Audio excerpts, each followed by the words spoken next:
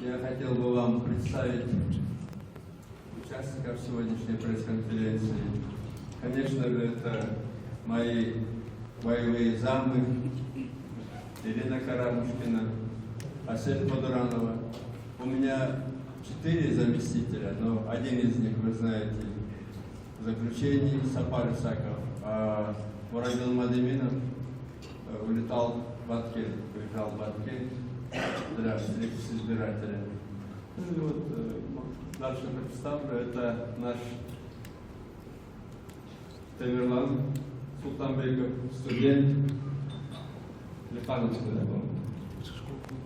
школы, наш представитель в Москве Нурбек Касымбеков, советник партии по юридическим вопросам, Мурат Ибраимов, координатор Кеминской районной организации, Кундуз Дубаева, представителя партии, по-моему, вы все знаете, и Талар Сулами, руководитель секретариата нашей партии.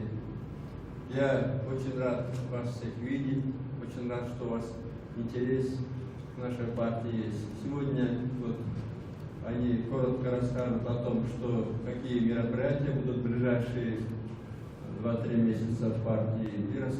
Партияны башкарбайт, мамлекетти башкарган окшоп жүргөнү партиямда деп көрсөтөбүз. Бирок мен ишенемин, мен партияны ким башкарса дагы, Кудай буйрса, партия өзүнүн духун, өзүнүн рухун, өзүнүн жүрөгүн сактап калат. Биздин партия эң кыйын кездерде дайыма өзүнүн сөзүн айтчу, эң кыйын кездерде дайыма эл менен болчу.